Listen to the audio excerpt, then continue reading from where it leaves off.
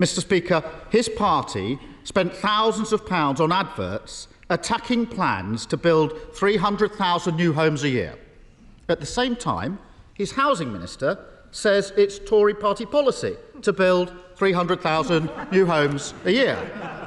So is he for building 300,000 new homes a year or against it? Prime Minister. Well, Mr. Speaker, I can just remind the honourable gentleman of our record since being in office. 2.2 million additional homes, Mr. Speaker. Housing starts double the number we inherited from the Labour Party. More homes meeting the decent home standards. Housing supply up 10% in the last year that we have figures for. And in the last year we had figures for, we also saw a 20-year high in the number of first-time buyers, Mr. Speaker. That's a Conservative government delivering for this country. Keir Starmer. Mr. Speaker, it wasn't a difficult question. Can he point to a single person in housing, in construction, anywhere, who thinks he'll actually hit his target of 300,000 new homes a year? Anyone? Prime Minister.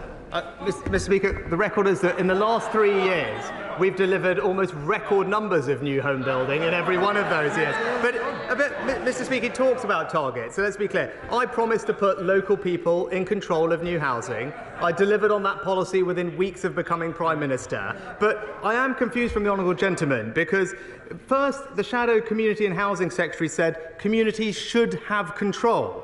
But then he said we should get the targets back and disempower local people. I do want to give him some advice. I don't think it's local people that are the problem. It's a Labour Party policy.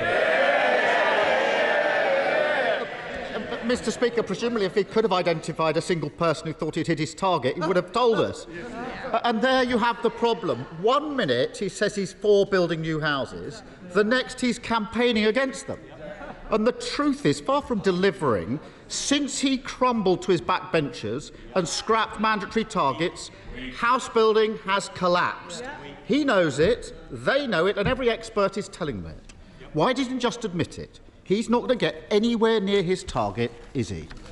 Prime Minister.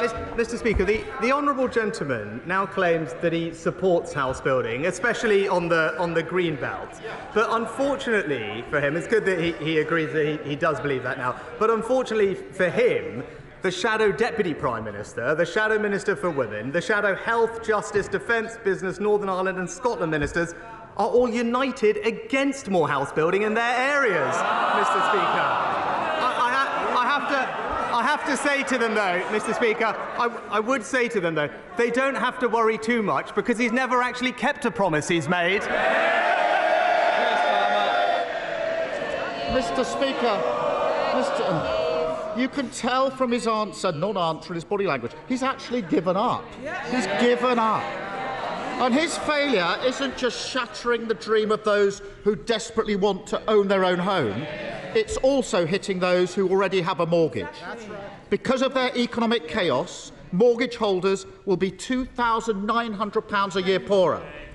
How can they ever look the British people in the eye again and claim to be the party of home ownership? Prime Minister. Mr. Speaker, I don't think he's noticed that his Shadow Housing Secretary doesn't actually agree with his new policy of concreting over the green belt, Mr. Speaker. She's been campaigning against developments in her own constituency. She said she wanted to prevent urban sprawl and provide green space for local people. I think that's quite sensible, but it's classic Labour, Mr. Speaker, saying one thing here, doing another thing elsewhere. You simply can't trust a word they say. At least he isn't claiming they are the party of home ownership anymore, because we are. Mr. Speaker, he's given up.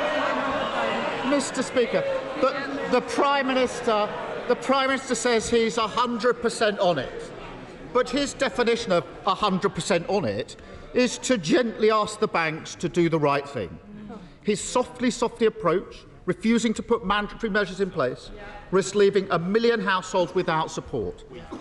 How many will have to lose their homes before he'll stand up for the people his party have pushed into economic misery?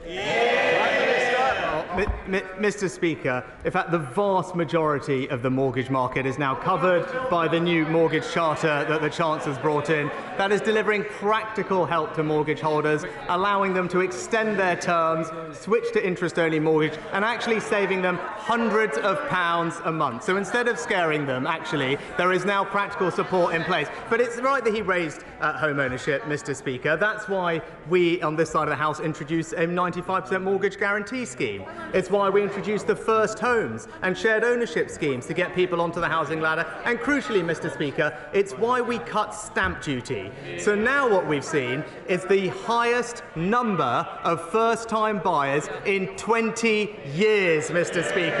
That is twice the number that the Labour Party ever managed.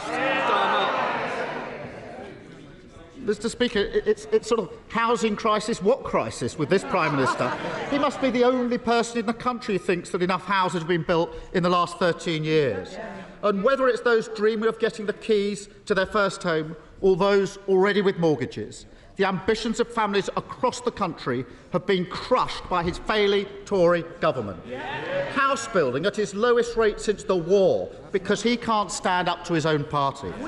A Tory mortgage bombshell because they crashed the economy. Millions left without support because he won't make lenders put families first. Rather than lecturing the rest of the country on holding their nerve, why doesn't he try and locate his?